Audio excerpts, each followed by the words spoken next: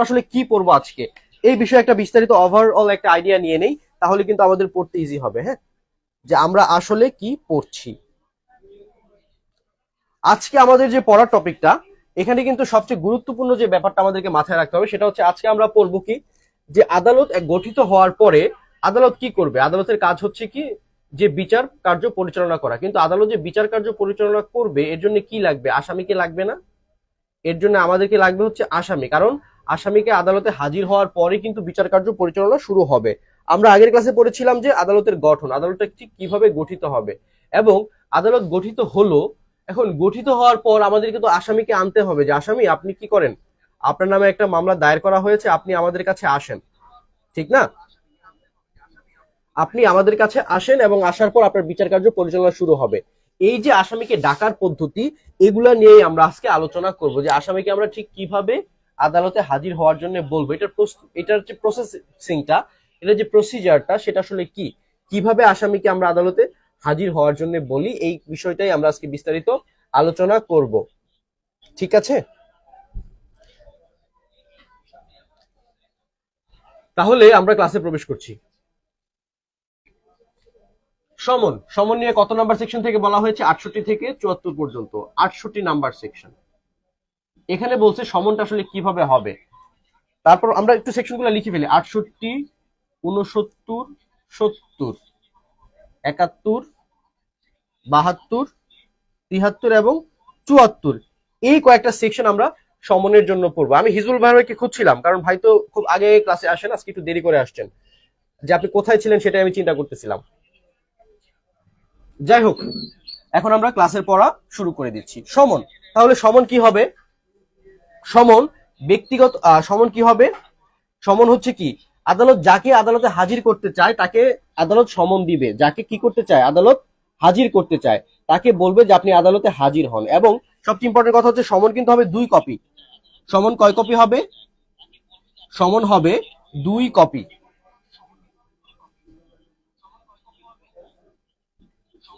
সমন হবে 2 কপি।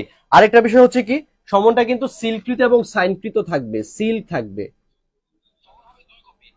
এবং হচ্ছে কি, প্রিজাইডিং অফিসার, আদালতের যে প্রিজাইডিং অফিসার, তার কাছ থেকে কি থাকবে? সিগনেচার থাকবে। আমি একটু সুন্দরভাবে লেখার চেষ্টা করছি।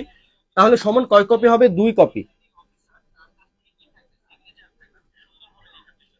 আরেকটা কথা কি, যে সিলকৃত এবং সাইনকৃত, সিল ও সাইনকৃত। কার সিল সাইন থাকবে? প্রিজাইডিং অফিসারের, প্রিজাইডিং অফিসার। তাহলে এটা কি, প্রিজাইডিং অফিসার কর্তৃক সিলকৃত এবং সাইনকৃত থাকবে। তাহলে আদালত যাকে হাজির করতে চায় তাকে সমনটা দিবে। আচ্ছা, এখন আমাকে বলেন, সমনটা মৌখিক না লিখিত হবে? দেখেন, আদালত যদি সিল এবং সাইনকৃত 2 কপি কোনো জিনিস দেয়, আমি যদি 2 কপি কোনো জিনিস দিতে চাই, তাহলে সেটা কি মৌখিকভাবে সম্ভব? অবশ্যই এটা লিখিত হবে। তাহলে আমাকে কি আলাদাভাবে বলতে হবে যে সমনটা লিখিত হবে? আমি তো সহজভাবেই বুঝবো যে যদি কোনো সমন জারি করা হয়, সে সমনটা অবশ্যই কি হবে? লিখিত হবে। তাহলে আমি এখানে লিখে দিই যে 2 কপি সমন কি হবে? লিখিত হবে। আমি কি বুঝতে পারলাম 68 নাম্বার সেকশনটা?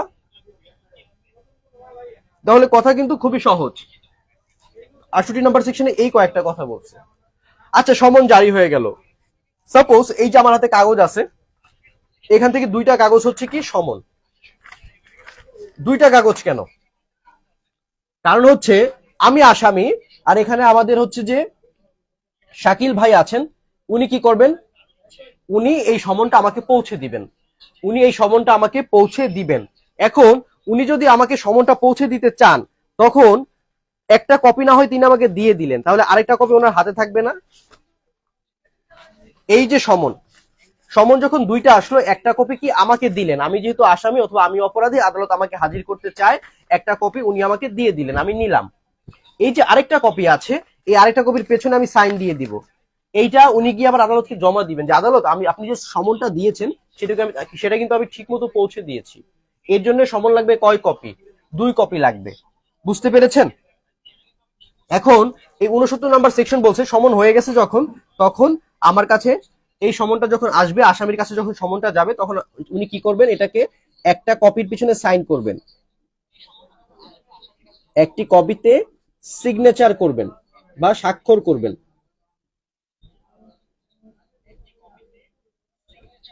এই যে স্বাক্ষর করলেন, তার মানে সমনটা কি হয়ে গেল, জারি হয়ে গেল। উনি কিন্তু এখন আর অস্বীকার করার সুযোগ নেই যে আদালত আমাকে সমন জারি করা হয়নি, এর জন্য আমি আদালতে আসি নাই, এই কথা বলার কোনো সুযোগ নাই। এই জন্য সিস্টেমটা করা হয়েছে এটা, যে সমনটা কিভাবে এইভাবে জারি হবে। এখন ঘটনা তো অন্য জায়গায়। দেখেন এখানে কিন্তু মুখস্থ করবেন না, আমার শুধু কথাগুলো শুনবেন, একটার পর একটা ঘটনা আসবে। সমন জারি হয়ে গেল, এত সহজ হলে তো ভালোই ছিল। আসামিকে বললাম আর আসামি 1 মাস পরে চলে আসলো আদালতে। আসামিকে বললাম, আসামি নির্ধারিত ডেটে আদালতে চলে আসলো। এর থেকে ভালো মানুষ তো হইতে পারে না, ঠিক না?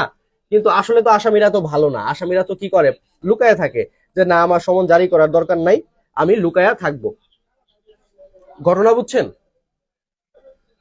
তাহলে তখন কি করব, যে আসামি নাই, আমি পলাতক, আমি লুকায় আছি, তখন হ্যাঁ কে সাইন করবে? আপু আমি যে আসামি না, আমিই সাইন করব।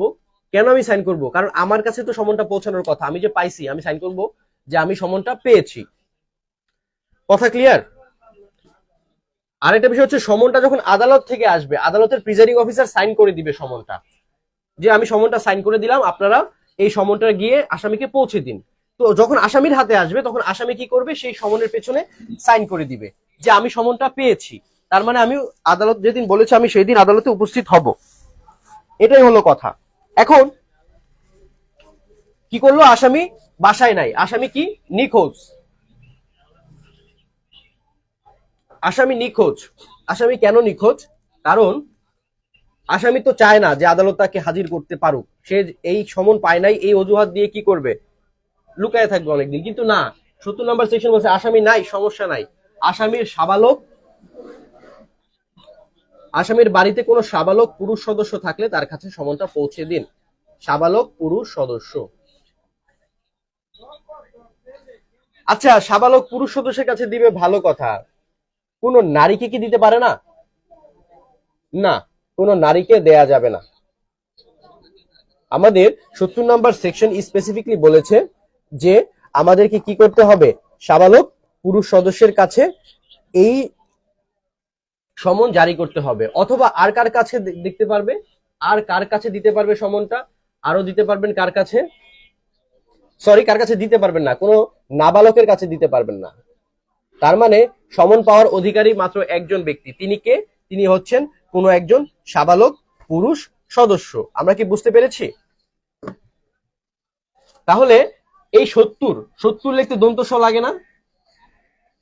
তাহলে দন্ত স আর হচ্ছে সাবালক, এটা দিয়ে আমরা মনে রাখবো যে আমাদের সমনটা আসলে কে জারি করতে পারবে। আমাদের সাথে যুক্ত হয়েছেন রোকেয়া আক্তার সূচি আপু, আপনাকে অসংখ্য ধন্যবাদ এতদিন পরে আমাদেরকে দেখতে আসার জন্য।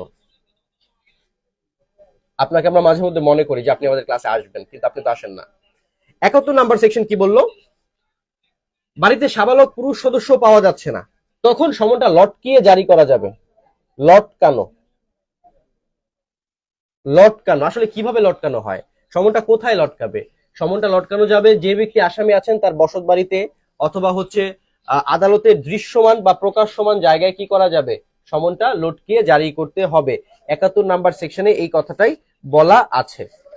কারণ আসামিকে আমি পাচ্ছি না, অথবা আমি কি কাকে পাচ্ছি না, আসামির বাসায় কোনো সাবালক পুরুষ সদস্যকে পাচ্ছি না, তাহলে আমাকে তো সমনটা জারি করতে হবে, ঠিক না? এখন আমি যদি জারি করতে যাই, তখন আমি যদি কাউকে না পাই, তখন ৭০ নাম্বার সেকশন যেটা বললো, ৭১ নাম্বার সেকশন যেটা বললো, বাদী যেখানে বসবাস করেন সেই বসবাসের স্থানে অথবা আদালতের প্রকাশ্য স্থানে কি করব, সমনটা লটকিয়ে জারি করতে হবে। এই লটকানো ওয়ার্ডটা আমি যেভাবে মনে রাখি, ৭১ সাল বাঙালি জাতির জন্য কিন্তু খুব ভয়াবহ সময় ছিল, মুক্তিযুদ্ধের সময় ছিল। এখন যেই লোক অপরাধ করছে তার জন্যও কিন্তু সমনটা খুব ভয়াবহ জিনিস, কারণ তিনি যখন সমনটা পেয়ে যাবেন, তারপর কিন্তু ওনার জন্য বাধ্যতামূলক হচ্ছে কোর্টে হাজির হওয়া।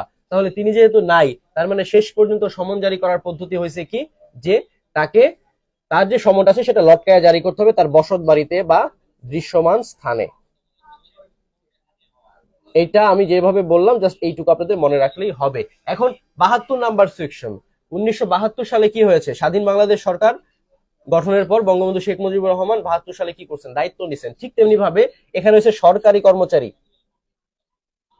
এখন একজন সরকারি কর্মচারীকে যদি সমন জারি করা হয়, সেই সরকারি কর্মচারীর কাছে জামিনটা কিন্তু না আসলেও হবে, তখন সমনটা না আসলেও হবে।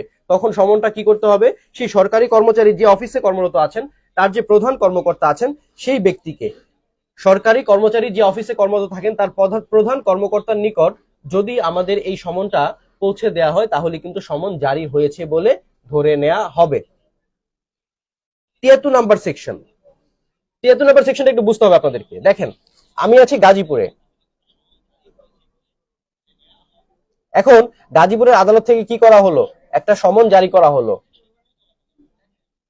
কিন্তু যার বিরুদ্ধে সমন জারি করা হবে তিনি থাকেন কুষ্টিয়ায়। তাহলে এই কুষ্টিয়াতে তো এই সমন পাঠানো সম্ভব না, কারণ গাজীপুরের আদালতের এখতিয়ার হচ্ছে শুধুমাত্র গাজীপুরে, গাজীপুরের আদালতের এখতিয়ার হলো শুধুমাত্র গাজীপুরে। তখন এই গাজীপুরের আদালত কুষ্টিয়ার আদালতে সমনটা পাঠিয়ে দেবে। তারপর কুষ্টিয়ার আদালত কি করবে, সেখান থেকে সমনটা পাঠিয়ে দেবে সেই ব্যক্তির নিকট। তার মানে এখতিয়ারের বাইরে, আদালতের এখতিয়ারের বাইরে যখন আমাদের আসামি থাকবেন বা আদালত যাকে হাজির করতে চান তিনি থাকবেন, তখন যে এখতিয়ারভুক্ত এলাকায় তিনি আছেন সেই এখতিয়ারভুক্ত এলাকায় কি করব, আমরা সমনটা পাঠিয়ে দেব। ৭৩ নম্বর সেকশনটা কি বুঝতে পেরেছেন? ৭৩ নম্বর সেকশনটা কি বুঝতে পেরেছেন? এবং ৭৪ নম্বর সেকশনটা যে কথা বললো যে এই যে সমনটা আমরা জারি করলাম, এই যে সমনটা আমরা জারি করলাম, এই সমনের পেছনে যে স্বাক্ষরটা রয়েছে, এই সমনের পেছনে যে স্বাক্ষরটা রয়েছে এর মানেই হলো কি সমনটা জারি হয়েছে, এটাই সমন জারি হয়েছে বলে গণ্য করা হবে। তাহলে এইটুকুই হলো আমাদের সমন নিয়ে কথা, ঠিক আছে? আমরা তাহলে সমনের পর পরবর্তী আরেকটা ওয়েতে চলে যাই। আদালত কিন্তু আরো একটা ওয়েতে আসামিকে হাজির হতে বলতে পারে, যেটাকে বলা হয় ওয়ারেন্ট বা ওয়ারেন্ট অফ অ্যারেস্ট। তাহলে আমাদেরকে ওয়ারেন্ট নিয়েও জানতে হবে বিস্তারিত। আমি মুছে ফেলি, আমি কি খুব দ্রুত পড়াচ্ছি? আমাকে একটু বলবেন তো লিজা আপু, আপনারা যারা যারা বলেছেন একটু আস্তে আস্তে পড়াতে। ৭৪ নম্বর সেকশনটা বললো যে সমনটা যে জারি হয়েছে সেটা বুঝবেন কিভাবে। আমি যে কথাটা বলছি যে সমনের যে দুইটা কপি থাকবে না, ওইটার পেছনে যে সাইনটা দেয়া আছে ওই সাইন দিয়ে কিন্তু বোঝা যাবে যে সমনটা জারি হয়েছে, ঠিক আছে? তাহলেই হলো। আচ্ছা, আমরা তাহলে পরবর্তী সেকশনে চলে যাই। চতুর্থ ইম্পর্টেন্ট না, জাস্ট এটা বলার জন্য বললাম আর কি। দুই কপি যখন সমন থাকবে, এক কপি আমার কাছে, এক কপি হচ্ছে আসামিকে দিয়ে দিব, আরেক কপিতে কি হবে, আসামি সাইন করে দিবে না, সেটা আমরা আদালতে আবার ফেরত দিব না যে আদালত আমি তো সমনটা জারি করেছি। আচ্ছা, এখন আমরা পড়বো কি, ওয়ারেন্ট।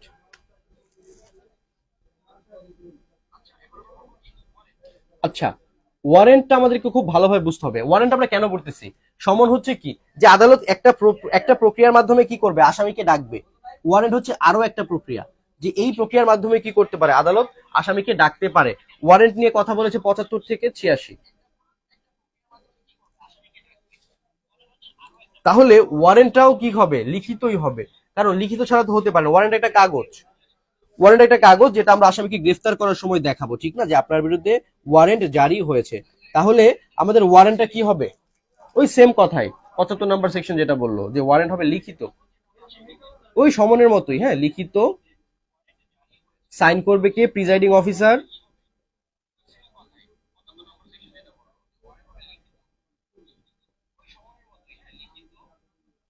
তারপর হচ্ছে এটা কি থাকবে, সিলকৃত থাকবে। কিন্তু এখানে ডিফারেন্স শুধু একটা জায়গায়, এটা কিন্তু এক কপি। তাহলে সমন এবং ওয়ারেন্টের মধ্যে আমরা প্রথমে যে বিষয়টা পাচ্ছি সেটা কি, ওয়ারেন্ট হচ্ছে আমার কয় কপি, এক কপি, ঠিক না? আর সমন হচ্ছে আমার দুই কপি, আর ওইটাও লিখিত এটাও লিখিত, এখানে সিলকৃত থাকে ওইটাও সিলকৃত থাকে। এইটা এইটা এইটা ওইটা বলতে মিন করতেছি আগে যেটা বলছি, সমন দুই কপির জায়গা সমন থাকবে দুই কপি, বাট আমার ওয়ারেন্ট থাকতেছে এক কপি। আর সমনও লিখিত, ওয়ারেন্টও লিখিত, প্রিজাইডিং অফিসার সিলকৃত সাইনকৃত থাকবে, এটাও সিলকৃত এবং সাইনকৃত থাকবে। তার মানে ৭৫ নাম্বারটা আমি মোটামুটি বুঝে ফেলছি। কিন্তু এটা এক কপি কেন? ওয়ারেন্ট মানে কি, ওয়ারেন্ট অফ অ্যারেস্ট মানে কি, আপনাকে পুলিশ দেখাবে যে আপনার বিরুদ্ধে অ্যারেস্ট ওয়ারেন্ট জারি হয়েছে, এইটা দেখায় কি করবে, আপনাকে ধরে নিয়ে চলে যাবে। এটা কিন্তু আপনাকে দেয়ার কিছু না, এটা আপনার কাছ থেকে সাইন করার কিছু না। পুলিশ যে গ্রেফতার করতে আসে, আমরা বিভিন্ন সময় নাটক সিনেমাতে দেখি না যে কি বলা হয়, যে আপনি পুলিশ যখন গ্রেফতার করতে আসে তখন জিজ্ঞেস করে যে আপনার কাছে কি ওয়ারেন্ট আছে, আপনি যেন কি গ্রেফতার করতে চান, ওই ওয়ারেন্ট হচ্ছে এটা। আমরা বুঝতে পারলাম যে ওয়ারেন্ট জিনিসটা কি। আচ্ছা, ঠিক আছে, এখন হচ্ছে আমরা ৭৬ নাম্বার সেকশনে চলে যাই। 76 নাম্বার সেকশন বলছে ওয়ারেন্ট যদি আসে তখন কিন্তু দুইটা জিনিস হতে পারে। এক হচ্ছে কি আপনাকে গ্রেফতার করে ফেলতে পারে পুলিশ, আরেকটা হচ্ছে না, পুলিশ আপনাকে গ্রেফতার করবে না, পুলিশ আপনার কাছ থেকে একটা জামানত নিবে। কি জামানত নিবে, কি জামানত নিবে সেটা আমাদেরকে বুঝতে হবে। আপনাকে একটা জামিনদার সহ মুচলেকা দিতে হবে, জামিনদার সহ মুচলেকা, জামিনদার সহ মুচলেকা ইস্যু আমাদের ডাক্তার হাদিউর রহমান, হাদিউর হোসেন মুহিত ভাই, পাবনা থেকে। ঠিক আছে ভাই, আপনি আমাদের ভিডিওগুলো দেখতে থাকেন। আচ্ছা, যেটা বললাম 76 কি জামানত, জামানত কি হবে, জামিনদার আহ, আমার বিরুদ্ধে ওয়ারেন্ট জারি হলো, আমার বিরুদ্ধে ওয়ারেন্ট জারি হলো, তার মানে পুলিশ কি করবে, আমরা যেটা বুঝি পুলিশ আমাকে এসে গ্রেফতার করে কি করবে, আদালতে নিয়ে যাবে, যে আদালত আসামি গ্রেফতার করছে ওনারা কয়েকদিন জেলে রাখি, পরে হচ্ছে পরবর্তী ব্যবস্থা, এইটাই তো হয় সাধারণত। কিন্তু না, 76 নম্বর সেকশন বলছে আরেকটা সিস্টেম হইতে পারে। কি সিস্টেম, যে আদালত জামিনদার সহ মুচলেকা নেবে, মুচলেকা আমি লিখবো যে আমি এই যে আদালত যেদিন আমাকে হাজির হতে বলছে, আজকে 1 তারিখটা, মনে করেন আদালত আমাকে আগামী মাসের 1 তারিখ মানে মে মাসের 1 তারিখে হাজির হতে বলছে, আমি বলবো যে আদালত আমাকে গ্রেফতার করার প্রয়োজন নাই, আমি মে মাসের 1 তারিখে হাজির হব, আমার জামিনদার হচ্ছেন রিফাত রাজ, আমার জামিনদার হচ্ছেন রিফাত রাজ, যিনি এখন আমাদের সাথে যুক্ত হয়েছেন, যে আমার জামিনদার হচ্ছেন রিফাত রাজ। তাহলে উনি আমার জামিনদার, আমি একটা মুচলেকা প্রদান করে দিলাম, তখন পুলিশ আমাকে গ্রেফতার করবে না। তখন পুলিশ বলবে ঠিক আছে, আপনি যেহেতু বলেছেন আপনি আসবেন, আপনাকে আমরা গ্রেফতার করবো না, আপনি কিন্তু অবশ্যই মে মাসের 1 তারিখে আদালতে উপস্থিত থাকবেন। তাহলে আমরা কিন্তু ওয়ারেন্ট মানে আগে যেটা বুঝতাম যে ওয়ারেন্ট হলেই গ্রেফতার করে নিয়ে যায়, আসলে বিষয়টা সেটা না। ওয়ারেন্ট হলে কিন্তু জামানত দেওয়ার সুযোগ আছে 76 নম্বর সেকশনে, যদি ম্যাজিস্ট্রেট বলে দেয় যে জামানত দেয়া যাবে, তখন কিন্তু কি করা যাবে, জামানত দেয়া যাবে। তখন হচ্ছে আপনি জামানতে কি লিখবেন, একটা জামিনদার সহ একটা মুচলেকা লিখবেন। তাহলে আমি 76 উপরে ফেলাম, এখন আমরা 77 থেকে সামনের দিকে যাওয়ার চেষ্টা করব।